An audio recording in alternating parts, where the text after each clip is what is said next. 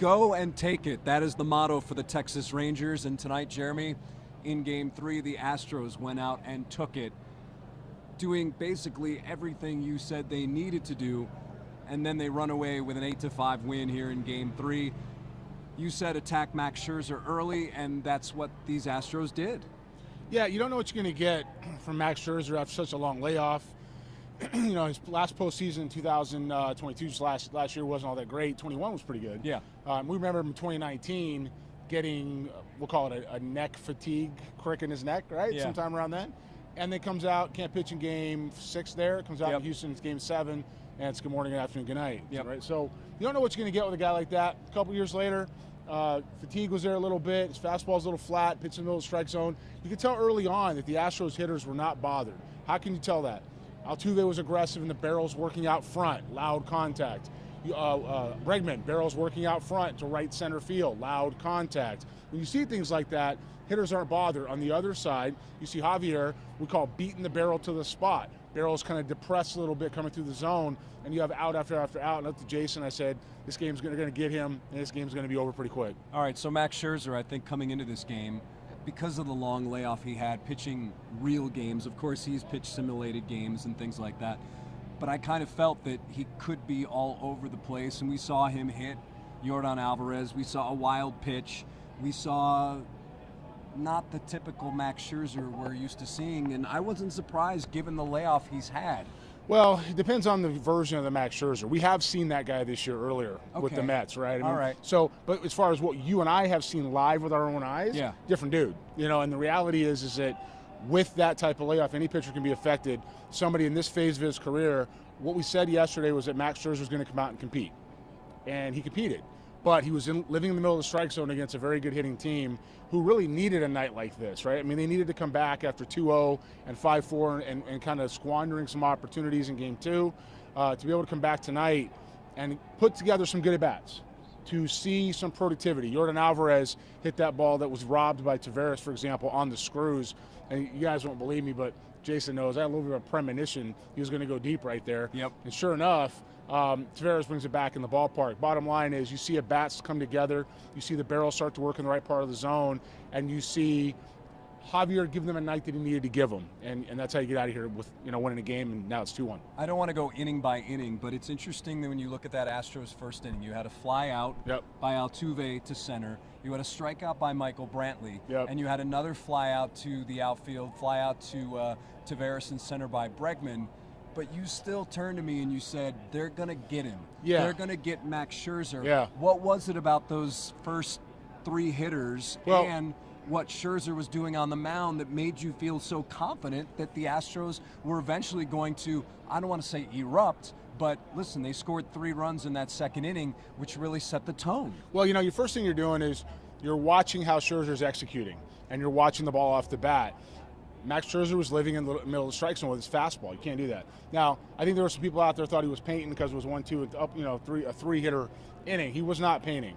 From a baseball perspective, Max Scherzer was very frustrated, I can tell you right now, with his execution of what he was doing. Altuve flew out to center, but it was left center. And Bregman stays on the ball really well and flies out to right center. And these balls are not fly balls to center, even though in the typical sense, even though it's F8 in the box score, these balls are carrying. And Brantley's at bat, not great, but you get 2 hitters that are on the ball who are right-handed hitters, and you're going to have a chance to know that later on in the long Scherzer's in the game, they're going to go ahead and continue to square that up. If Scherzer came out of the chute hot, and now it's 96 on the black, and it's breaking balls for strikes, these guys weren't uncomfortable. If he's doing that, it's a different story and goes the other way. The big story pregame was the move by Dusty Baker to push Kyle Tucker down into the number 6 spot. He put Michael Brantley in the 2-hole. When you look at the box score here,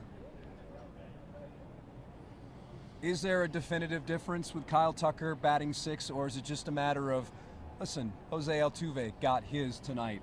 You had Jose Abreu getting a double in the 4th and then later scoring. Do you think that was a huge difference, a big improvement by having Kyle Tucker? Is it in the 6 hole, or was it simply a fact that these guys up and down the lineup for the most part produced tonight? I think it's really more of a situation trying to get Tucker pitches to hit. You know, if he's hitting in the 6 hole, ideally he's going to get some fastballs, even though he's not a secret. Still Kyle Tucker, good batter otherwise. If you have some more traffic on the bases ahead of him with the guys that you just mentioned, you know, potentially there's a chance to get some better pitches to hit. What I saw out of Kyle Tucker tonight, and granted we're in a different angle. Yeah. We're going up top a little bit. We're almost like in Oklahoma. Yeah. Southern Oklahoma to be exact. Yeah, what way up there. Up top. Close to the border. You know where there's a roof, like we could have been hanging from the roof, like it was. But anyways, there it is. Anyway, hey, we're not complaining because we're here. So you see him get a little bit long, a little bit uphill, a little bit stiff, and I looked at Jason. I said that reminds me of 2019. When he kind of just got here. So that is, again, when Kyle Tucker first comes up, gets his first taste of the big leagues, and Jeremy thought Kyle really didn't have a plan at the plate, and he was swinging at things really out of the zone, mostly out of the zone. Yeah, I don't know if him having a plan at the plate was tough to see or not, because he was swinging the balls over his head. You know, and when you're swinging the balls over your head at even 3 years old, it kind of says you're not seeing it real well. You know what I mean? So when it comes to what I saw tonight, well, he wasn't that dramatic. I saw a little bit more of the approach. We talked about maybe his head not being in it in Game 2. 3-1 fastball out over the plate, just where his mind was. And then you really saw that tonight on a ball that he can make in his sleep in right field. Yeah, the ball had some carry, but half a step back, and that's an out. And he didn't read it right, took off on him, and it's a double. To me, it's an E9. I don't know what they scored it. Was it an E9? No, it was a double. Yeah, so, but for him, who's a Gold Glove candidate every year. Yeah, you know, that's a finalist this year. Right, that's a play you can make. So, and because of that, Christian Javier, then he gets pulled. Gets pulled right then. That would have been the third out of the inning. Changes the game a little bit. Now, a little bit. You know, Hector Neris comes in and gets the guy hit the ball hard off him too. Whoever was behind, it was Carter hit the ball to right field. So I guess it was a Garcia. Yeah, so Garcia comes in, squares one up off Neris too, and that's an out. Bottom line, it's a win. It's 8-5. There's different turning points in the game that can happen that way, but execution from Scherzer wasn't there. Life on the fastball wasn't there. Flat in the middle of the zone, some good swings, not uncomfortable.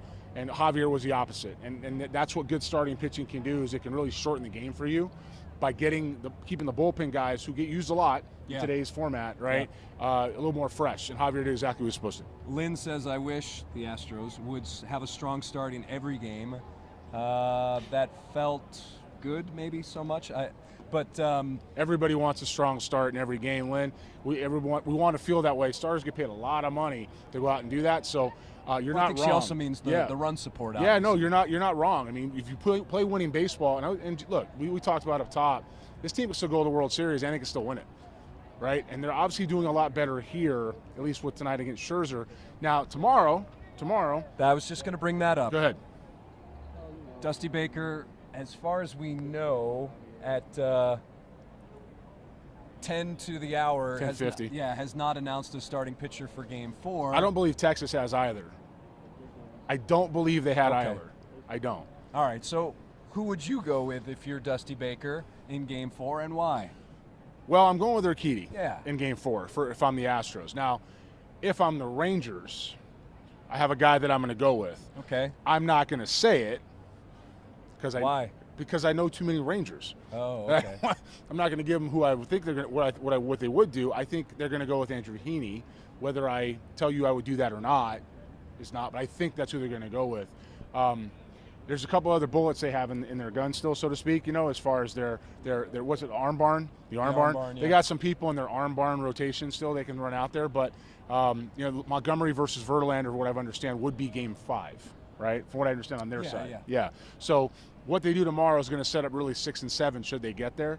So it's going to be interesting to see what they do. But if I'm the Astros, go with Urquidy, trying to keep guys off balance. I'm deceptive, and I got my bullpen ready to go. I know Abreu threw tonight, Neris threw tonight, Montero was good the other day, and of course Presley's a little bit scattered, but we'll see if he's going to be able to get in there and get that done too. Matt Musil just came back, is here now from the clubhouse. Matt just came back from the clubhouse. So Matt, what were the Astros saying in the clubhouse? Oh, just heaping praise on Christian Javier.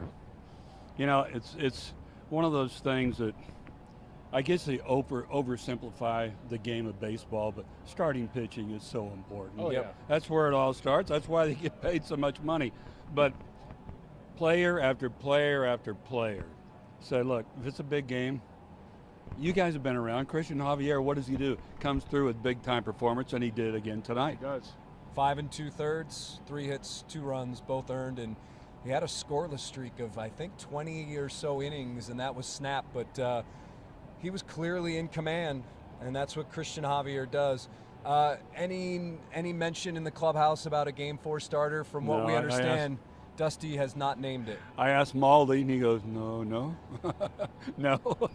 But it's got to be Urquidy, right? I would think so. I think it's got to be Urquidy. I don't think you turn around and pitch JV. A lot of people are speculating maybe Verlander, but you know what I don't. You could do is go back to Framber. You know, if you felt like it, you could in Game 4 well, because of the fact. Yeah, 2 2/3, and you don't know if he's going to get the ball back at home. That's the only other option for me. Now, I mean, you could go for JP France, I guess. I mean, you could do a bullpen game kind of shorten it. What did he pitch? 2 innings the other night? With an off day. He looked good. With an off day. I mean, I guess there's some options. For me, I'm starting Urquidy, and if there's any trouble, I want to go back and have a chance to go back home 3-2.